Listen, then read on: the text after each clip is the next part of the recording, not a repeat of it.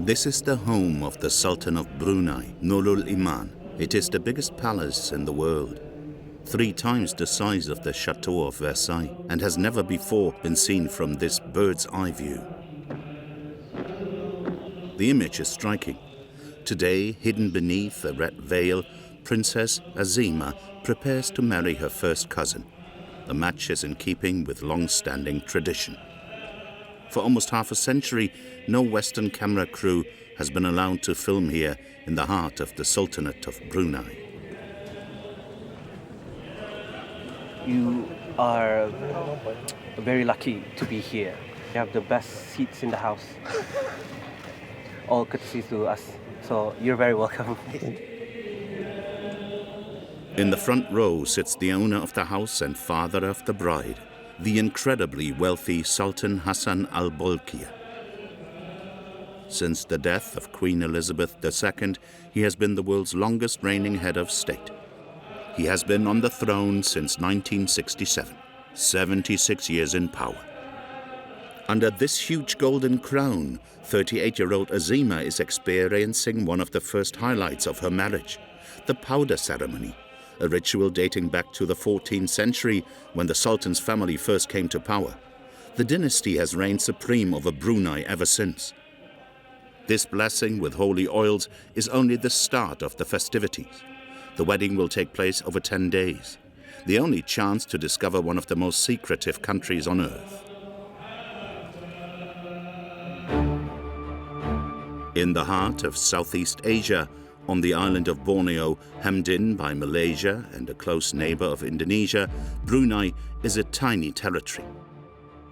A fleck in the ocean with a population of just 450,000. These are the subjects of Sultan Hassanal al-Bolkiah, one of the richest men on the planet. Thanks to the vast offshore deposits of his small kingdom, which happens to be brimming with petrol and gas, his personal fortune is estimated at more than $18 billion. Holding all powers in Brunei, the Sultan is an absolute monarch to a country void of any opposition. God on earth, as it were. Revered by a people who, in reality, have no choice but to do so, the Sultan has imposed an increasingly extreme form of Islam over the years.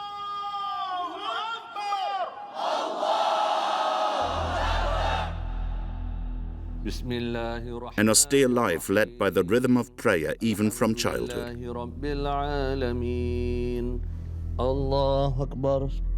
All the body aurat except face and hands. And starting from here until here. But Aisha is only 5. Yeah, because we want to educate her. Because we want to expose her to these kind of things. Alcohol and smoking in public is forbidden throughout the country. In 2019, a new milestone, the Sultan establishes Sharia, the strictest Islamic law. Beta ingin tegaskan bahawa negara Brunei Darussalam.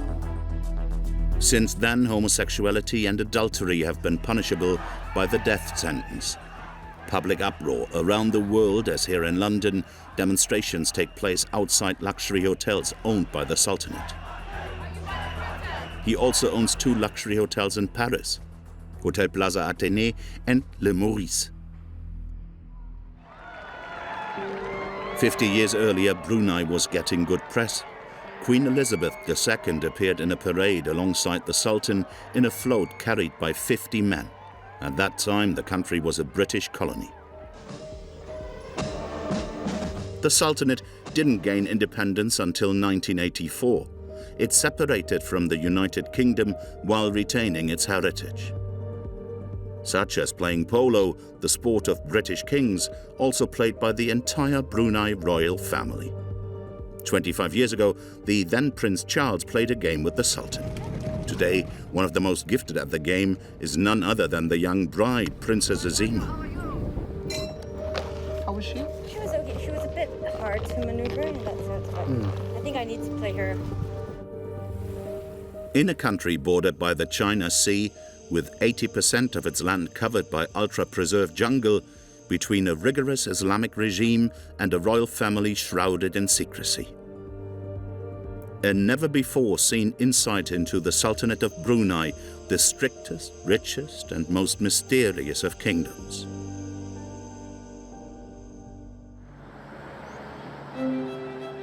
Let us return to the Sultan's palace where the royal wedding ceremony is still underway. In Brunei, this is the event of the year. Princess Azemah's wedding to her first cousin has been kept well under wraps. Throughout our time in Brunei, only authorized after months of negotiations, we are accompanied by a member of the governmental security service at all times. We are immediately taken aback by the sheer luxury of our surroundings. There's a lot of gold. Yes. It's usually covered, almost everything is almost covered in gold. Actual gold. It's real gold. Yes, real gold. Really? Real gold. There is no fake gold in the palace. Everything is actual gold. Yes. And we can't come. Right. You can maybe just touch a bit just to feel the textures of the gold. Let's go. Attends, je vais regarder, c'est quand même incroyable. Ah oui, ça c'est de l'or. Pure gold. A gold mosaic, a setting of unrivaled splendor. This evening, the throne room will host the newlyweds in the presence of the entire royal family. So, who's going to sit with us? It will be both families of the royalties, since the two bride and groom is royalties. So this will be the bride families and the groom's families. Tell me about these two seats. These two seats is only reserved for the Sultan and the Queen. This is a very, very, as you can say, a very sacred and only the royalty can grace through this area. So we would be very lucky just to be this close to this seat. Because you, as a normal people, you won't have the chance to just be this close. Everybody adores the Sultan. He's very, very well loved. Because he is named as the Sultan of the people. So he's very concerned about the citizens and everything. Okay, I think we need to cut our time short, yeah? The first guests are arriving. There are 2,000 of them, each hand-picked. The Sultan's entire family is here. The Crown Prince, the groom's brother, Prince Matam, and Prince Geoffrey, father of the groom and brother of the Sultan.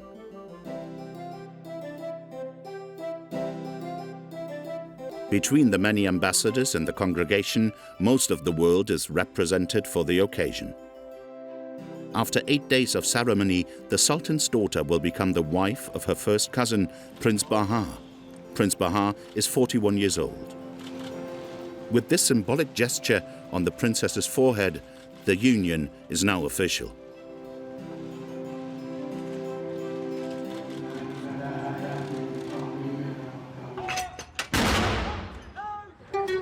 The ceremonies are drawing to a close. Tonight is the closing banquet of the wedding. In one of the palace's 3 ceremonial halls, hundreds of pairs of hands are hard at work to ensure impeccable service. It's a question of prestige for the 1,000-year-old dynasty. The Sultan will be right in the middle, and right beside would be the royal families, all the royal siblings.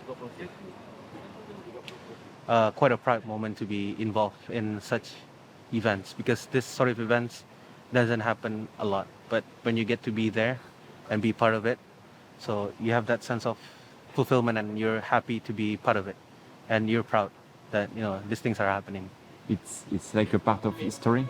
Yeah, it is part of history.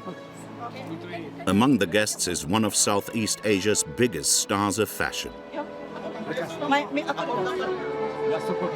From Malaysia, Bernard Chandron has been the royal family's resident couturier for 27 years.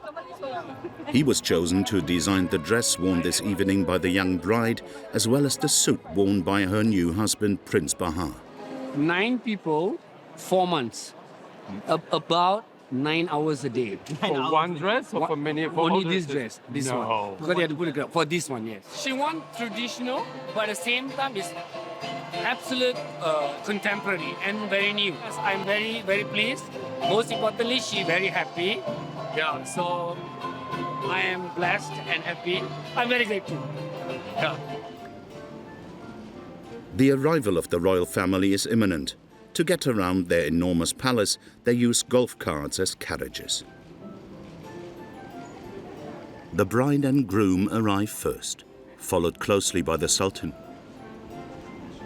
On his arm is Queen Saleha, his wife of almost 60 years. It's the last day of the festivities for the newlyweds. Before the gala dinner, the Grand Mufti, the country's highest Muslim dignitary, leads a final prayer in person. At the head table, Princess Azemah wears a heart-shaped tiara and an incredible diamond necklace given to her to wear for the occasion by her father. With this wedding, the 29th Sultan of Brunei further strengthens his family ties and consolidates his power. A few days after the wedding, rather than going on her honeymoon, Princess Azemah returns to her favorite spot in Brunei, the Polo field. A peaceful haven just 30 minutes from the capital. The stables house 200 horses. They have all come from Argentina, the great polo nation. Nothing's too good for these thoroughbreds. They are even given air-conditioned stalls to help them acclimatize to the tropical heat of Brunei. In a very British country club atmosphere, the VIP match is about to begin. The young bride, Princess Azemah, is the star of the day. This is Heroina, the one that Prince Bahar played. How do you feel, Menina? She was good. See? She had a lot of energy, but she was easy. In the mouth, control? Yeah, she's good. Yeah. With her hair blowing in the wind, Azemah is the only woman in the Sultanate to play polo, a royal privilege. On the opposing team, she's going up against Prince Geoffrey, her uncle turned stepfather. Influenced by the customs of the British aristocracy, it was Prince Geoffrey himself who imported polo to Brunei and founded the club in the late 1970s. At nearly 70 years old, he's still a very good player. Two teams of 4 players play against each other on a field 3 times the size of a football pitch. They are all excellent riders.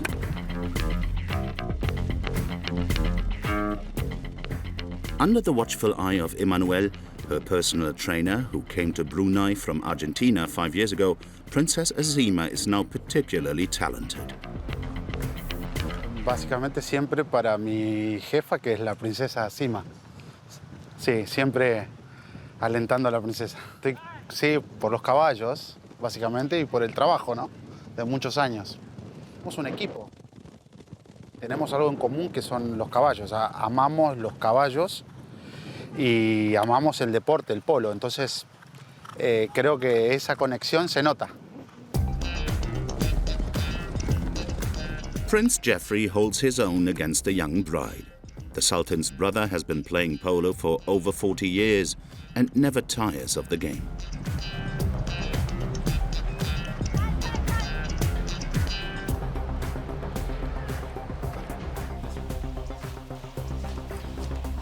Why do you love polo so much? I think I've been playing for 40 years, enjoying it so much. Yeah. They give you pleasure, the horses, you observe. Try to push your ability. Try to be like 10, which you never will. Too late now. And you're still very fit, you know, very fierce competitor. Yeah, I'm trying. Look, I'm surrounded with the young. So what can you do? We'll be retired.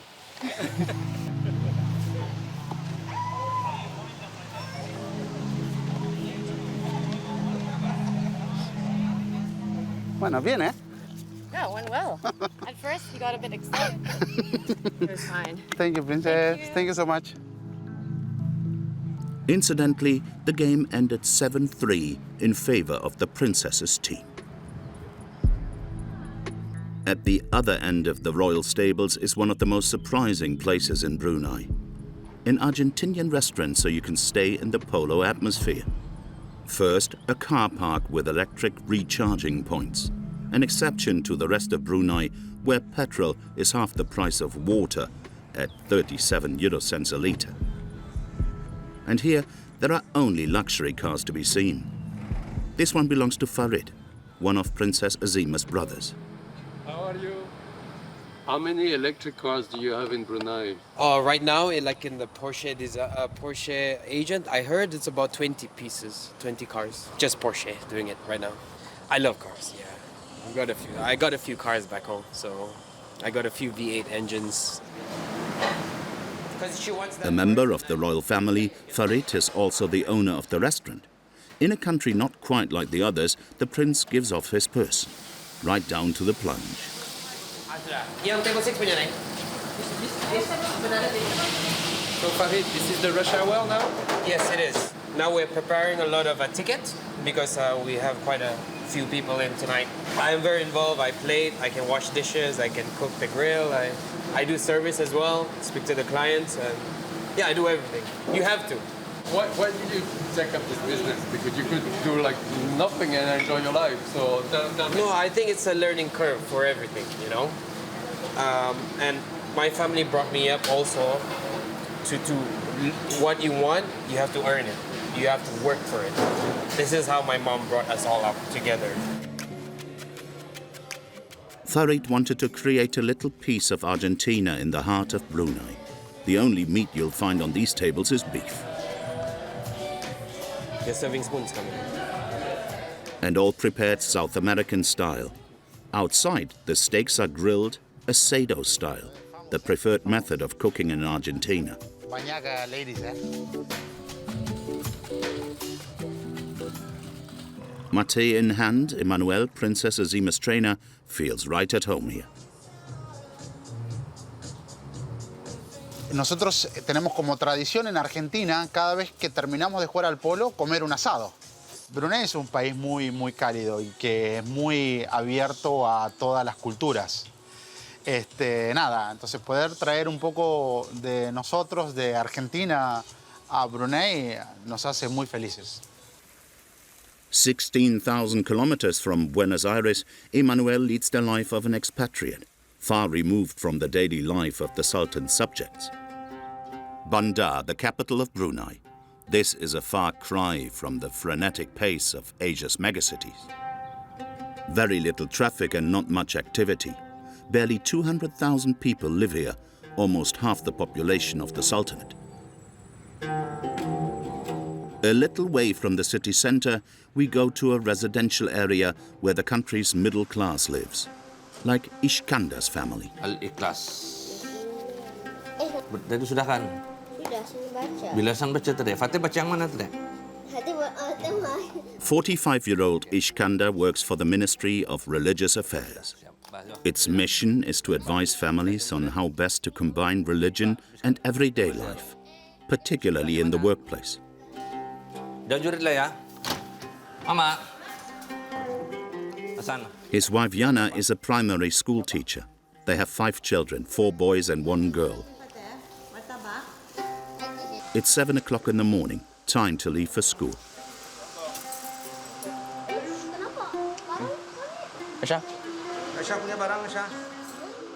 The father, Iskandar, is responsible for taking his 14-year-old son, Ayub, with him.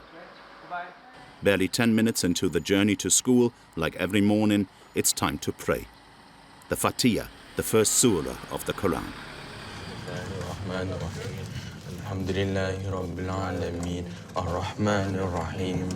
This is our morning routine. Whenever we're on the road, we will recite a few verses from Al-Quran because we are asking for Allah's blessing and Allah's protection for us throughout the day. So we just read some verses from Quran. From dawn till dusk, Islam guides every aspect of daily life in this traditional family. In Brunei, 3/4 of the population are Muslim. Young Ayub attends an all-boys Quranic school. This huge brand new complex is entirely financed by the royal family. The establishment is called simply Hassan al-Bolkiah, the name of the Sultan. In Brunei, no one pays tax and, like healthcare, education is free. 1,300 boys aged 13 to 17 are educated here. And as expected, each school day begins with a prayer.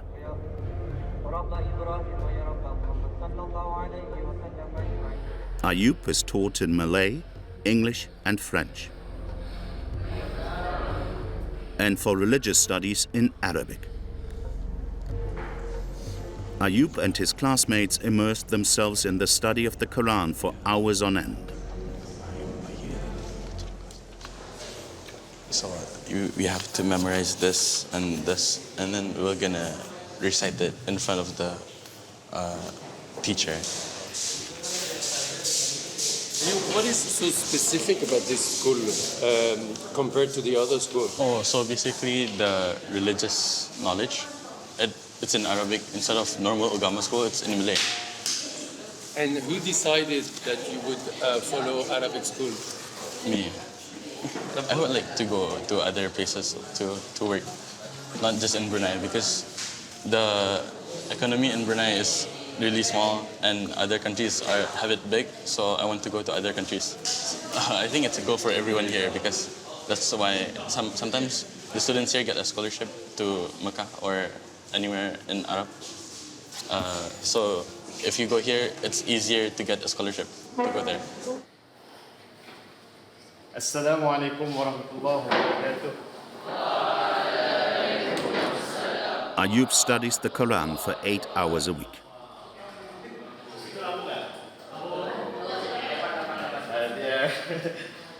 Very obedient. Ayub will stay at the school for another 3 years, at which point he hopes to study abroad.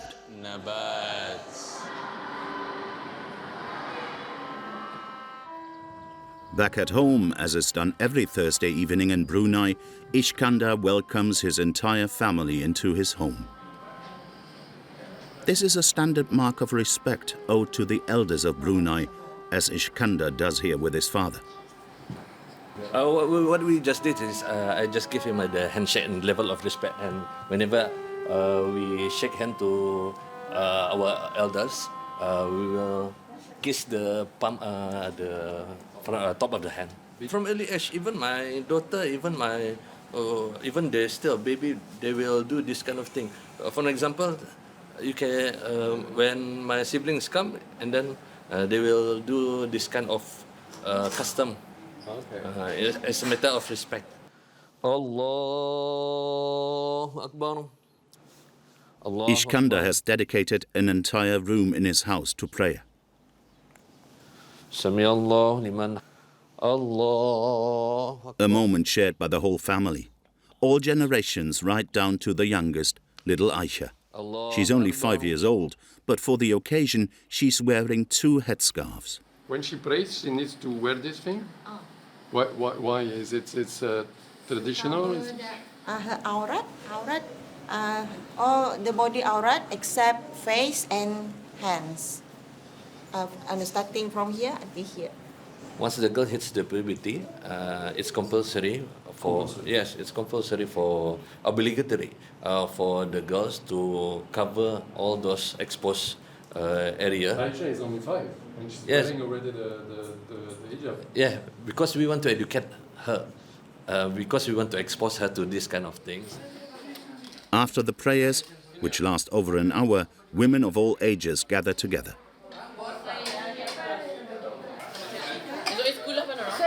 Actually, we have very big family.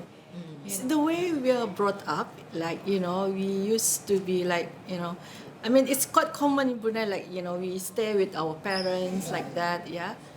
It might come as a surprise that in a country as conservative as Brunei, women are not only concerned with their family life, they also enjoy a wide range of rights. Yeah. All of us still working. Yeah. I'm a teacher. We're free to do anything we want, honestly. We can drive, we can go anywhere, we can meet our friends anywhere. I work 1 hour away from house. It's a really long drive, no problem. All good. You as a wife or as a woman, you have to behave like this and that. Even though you have the freedom to do anything, but you have to limit yourself. Now it's time to sit down for a meal provided by a caterer. The menu for tonight is chicken curry, fish fillet mango, and some, I think this is eggplant. Brinjal. I know. Food is very important here, huh? In Brunei. Yeah, because we like to eat. Bruneian like to eat. And food bring us closer. That's why food is very important.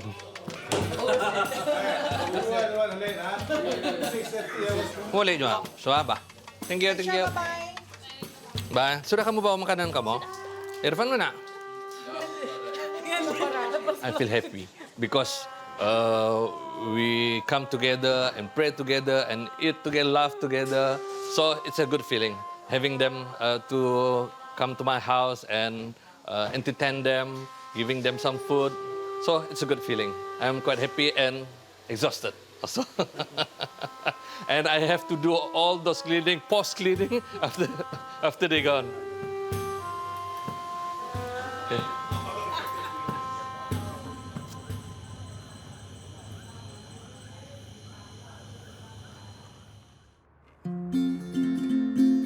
A little way from the center of the capital, the regal blue production studio can be found.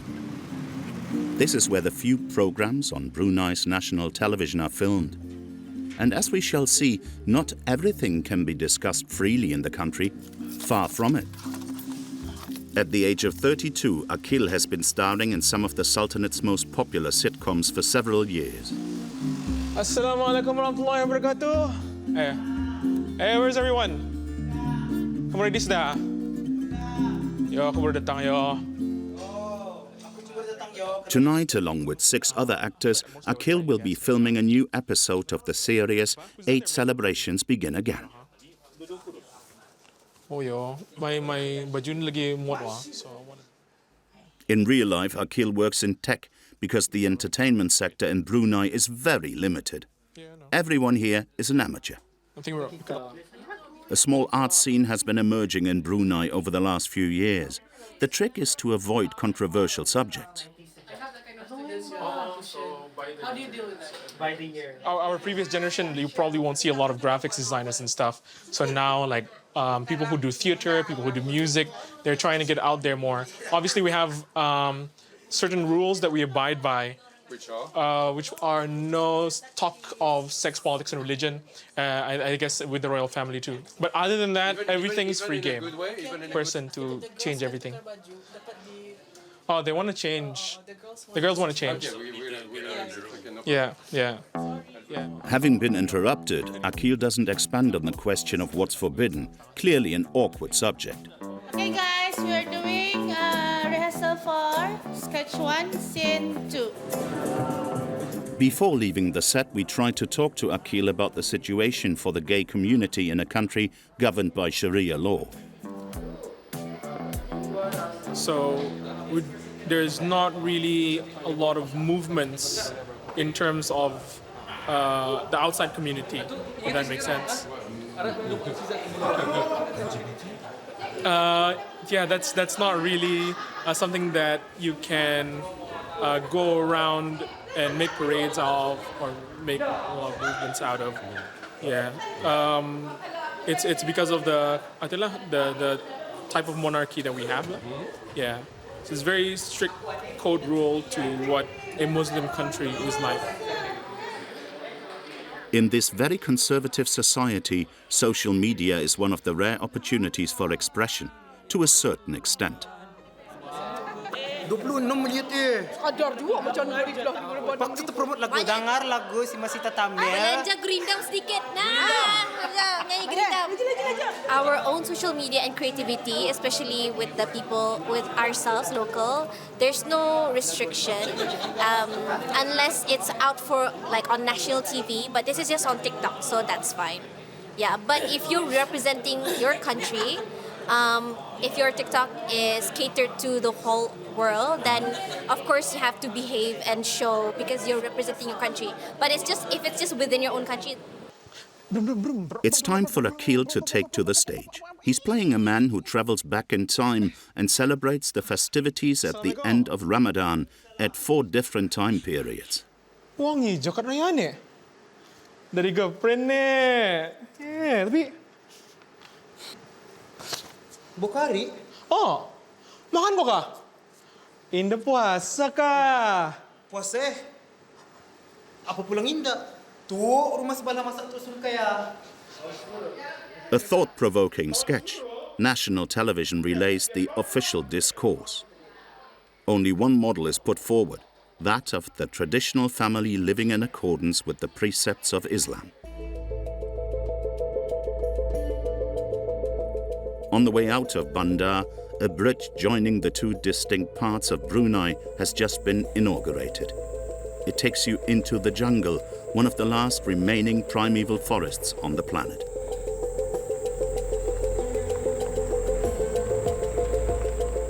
Thanks to these petrodollars, the Sultanate has outlawed all exploitation. The vegetation is intact, unlike that of its Malaysian and Indonesian neighbors who have ravaged their forests. In the Temburong National Park lies an eco-lodge, accessible only by boat. For some years now, Brunei has been slowly opening itself up to tourism, a responsibility that attracts visitors from all over the world, like this American family. Well, can only reach this by boat, so it's really enjoyable to see untouched wilderness, unaffected by buildings. Ladies and gentlemen, please gather around so I can do a briefing and also wear your life jacket here.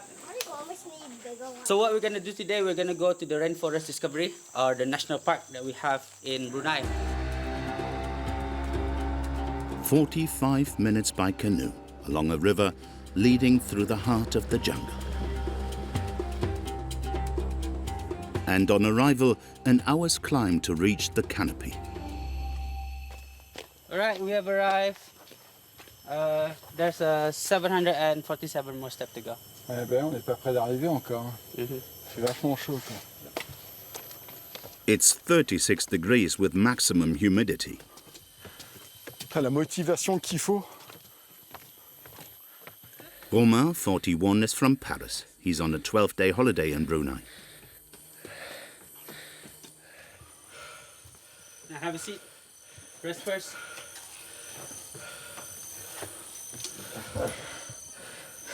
This is the challenge because, you know, we are doing this in the rainforest. For me, the most challenge for me is not smoking in your country.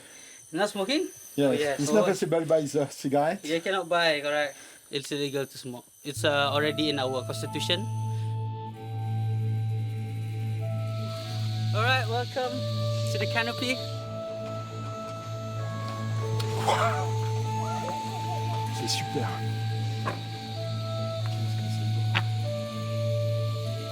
On est vraiment au-dessus de toute la forêt, en au-dessus de la canopée, ça rend ouf, quoi. Ça rend génial, quoi. Ça rend très beau. A pristine forest covering 80% of the Sultanate.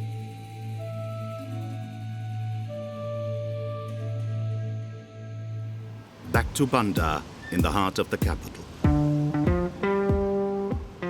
We're in Gadong, the country's biggest shopping center. Like every weekend, Iskandar's family is out shopping.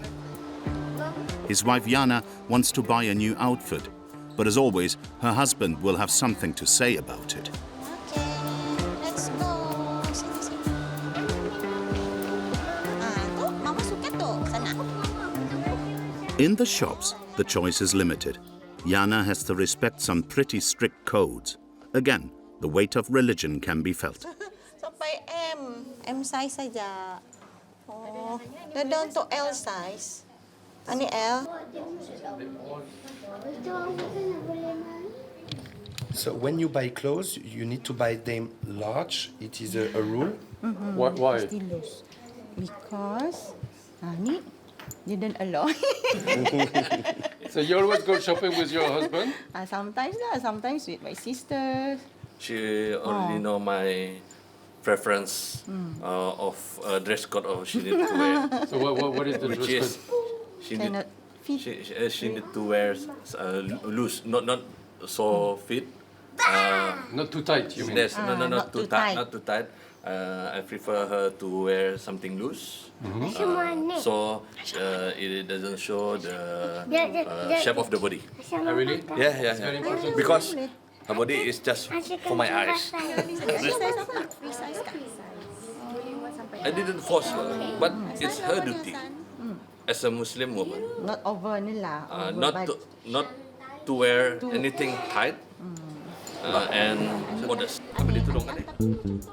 The Brunei paradox. Women work and are seemingly free, but they remain under the control of their husbands.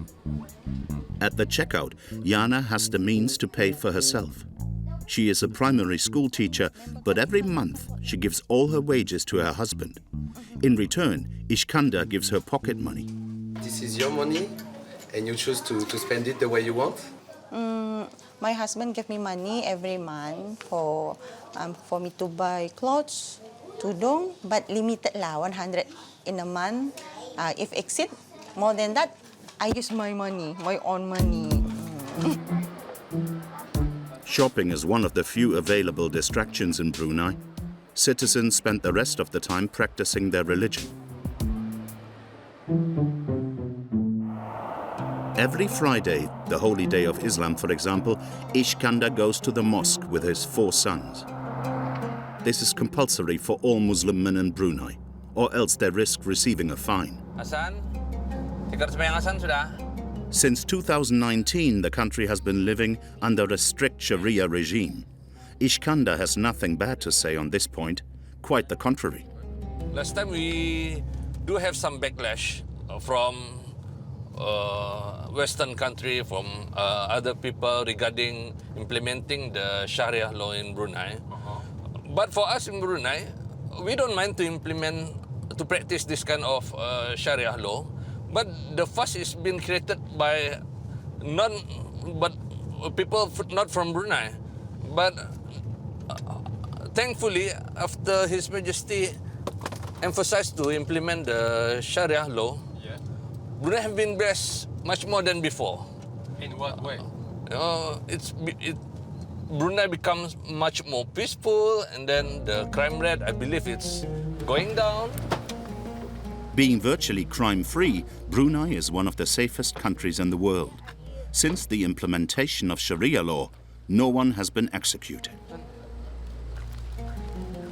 According to the country's specialists, its introduction was a primarily political gesture by the Sultan to appease his most conservative subjects.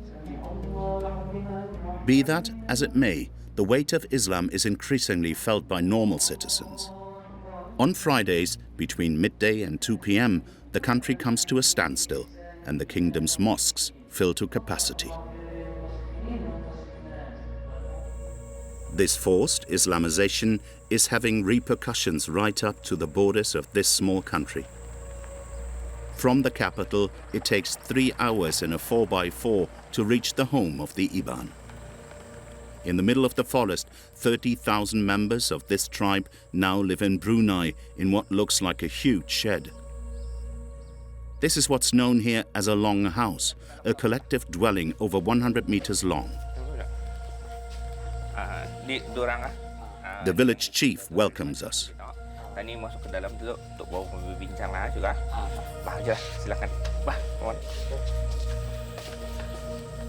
Okay, this is the long house.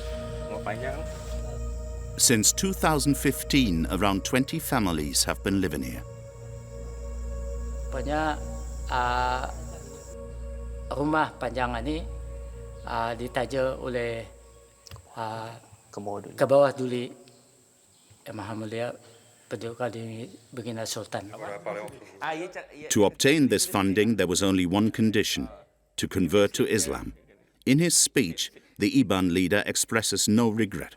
60 tahun memang pincin lah, pincin tua. Itu sebagai kami pun sekali lagi mengucapkan banyak terima kasih lah kepada ke bawah duli. Islamization is a recent change among the Iban, and the practice is less rigorous than in the city. In this kitchen shared by 3 families, few of the women and none of the little girls wear headscarves. But the next morning, as they set off for school, which is also financed by the Sultan, Islamic law takes over again. And the hijab is compulsory even for the youngest girls. Just 300 meters from the longhouse in the middle of the jungle are 2 recently renovated school buildings.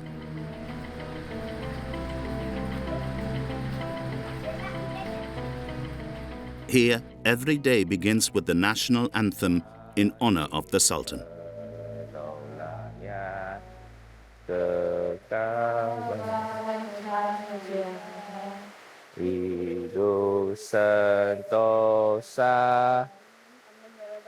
Amin. Cikgu akan serahkan kepada Cikgu Carol kalau ada apa-apa soal adik. Sekarang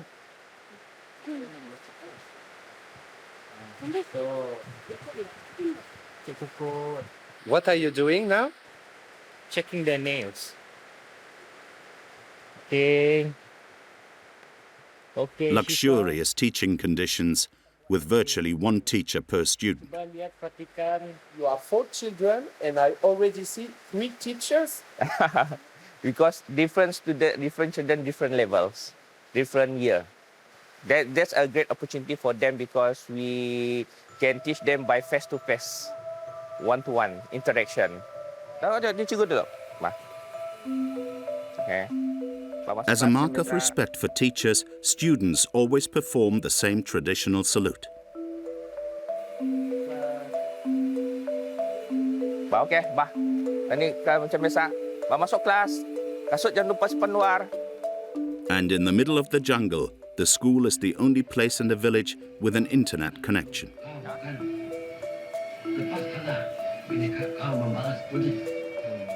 The teacher, Khairul, doesn't belong to the Iban ethnic group. He's of Malay origin, like most Bruneians. He only comes here 4 days a week. The rest of the time he lives in the capital with his wife and children. He uses the latest technology for his lessons. To make the lesson easier, so we have to use technologies. Thanks to His Majesty. This is because of him. Because he's paying for all of that? Yes. Okay, lihat sini. Tajuk hari ini adalah kisah teladan. Okay? Kerbau. Yang kedua, apakah kebaikan yang dapat dipelajari?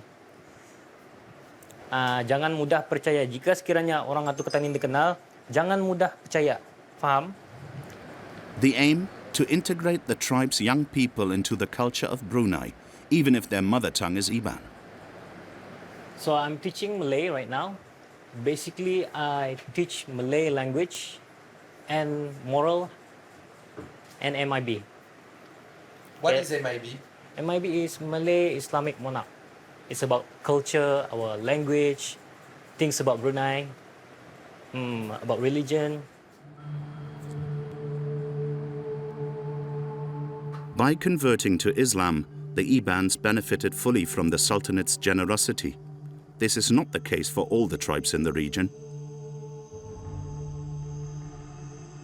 On the other side of the river, the atmosphere is completely different. Tu Wei, the chief of the Iban village, introduces us to Azeri, the chief of a small ethnic group that has always lived here, the Punan.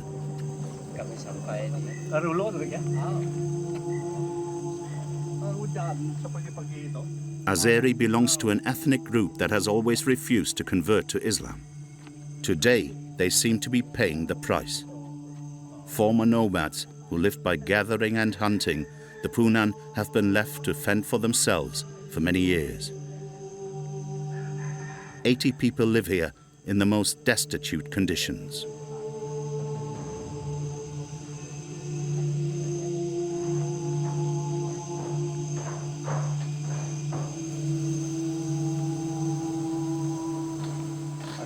Rumah ini sudah sudah buruk sudah nih. Tapi selalu minta sama kerjaan lah, tapi belum lagi ada. Ini pun Tengok sana, berlubang tu. Kalau hujan habis basah semua. Ni. Ano ni, mau roboh ni. Ni. Semua terturun ni. Borok tu lah. Bahaya. Kalau angin ini goyang ni. Ada 5 tahun sudah memohon ini, tidak ada jawapan.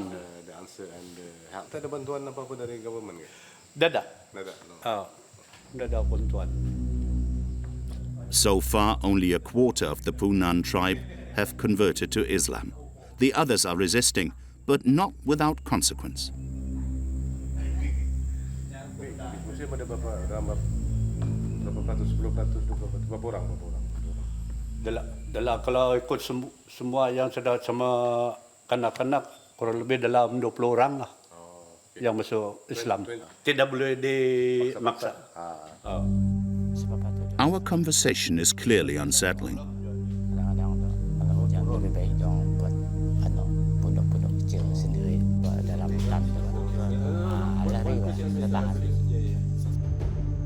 Upset by this criticism, our guide, the chief of the Ibans, asks us to stop filming. In one of the richest countries in the world, we are leaving the Punan in extreme poverty. Yet in Brunei, when the Sultan's subjects want to escape the country's austerity and prohibitions, there's an escape route known to all.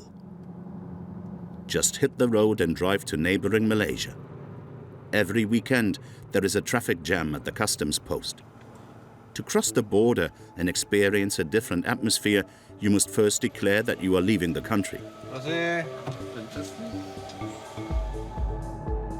The town of Miri is 160 kilometers from Brunei. On the shores of the China Sea, this seaside resort with a population of 300,000 offers everything that the Sultanate doesn't. Here, in a country that also has a Muslim majority, the way of life is quite different. An air of freedom hangs over the city. People also come to Miri to shop. The exchange rate is very much in favor of the Brunei dollar.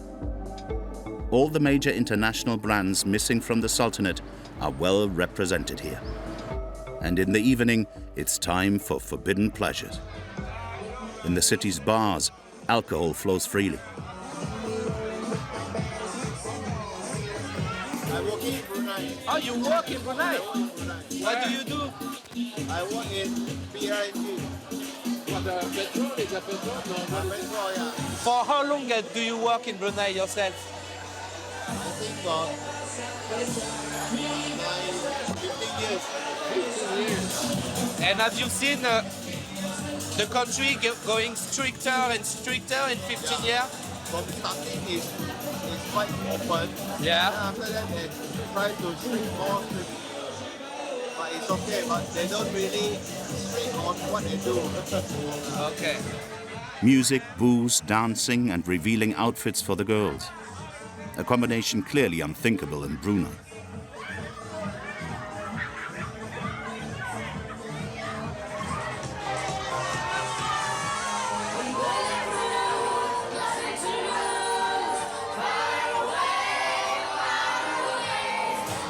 Where do you live in Brunei? I was a Bruneian before because my dad was a Bruneian PR, but now I'm Malaysian. Oh, so you left Brunei? And do you prefer here? Yeah. Okay. Why do you prefer here? For the party life, I like here a lot. As a Malaysian. Do you go to Brunei sometime or never? I have my auntie there. Oh, you have your uncle? So do you visit him there? Yeah. And what do you think about Brunei? I don't like. Why? Why don't you like Brunei? Tell me. Even my auntie, when the border is open, I want to make a marry. I get it. It's so boring in Brunei, you know. Yeah. You cannot do anything. No free. Yes. Miri, a weekend of freedom for tens of thousands of Bruneians.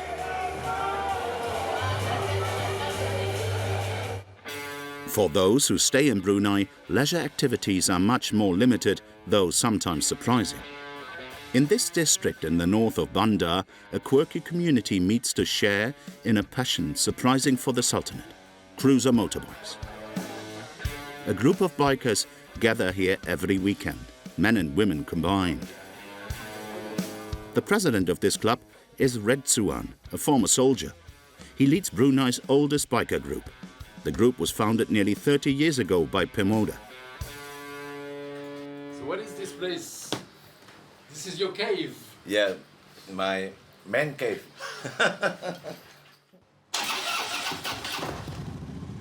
Inside his home, a whole world dedicated to American motorbikes. His machine, a powerful Harley-Davidson, costing over 30,000 euros.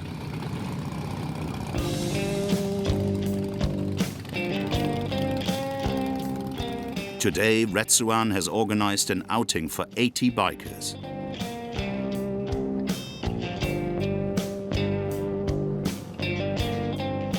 It's a way for them to get away from it all.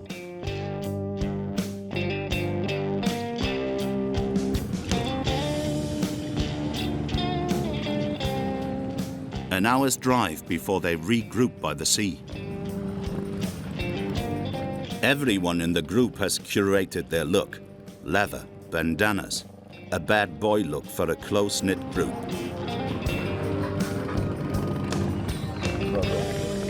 We ride together as a team. Yeah. In biker we call it brotherhood. Brotherhood. Or sisterhood. Sisterhood. It's stress relief, seriously.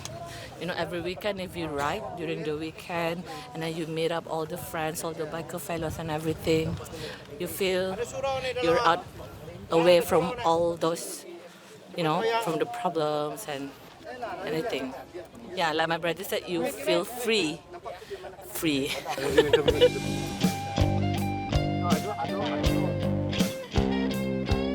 Brotherhood.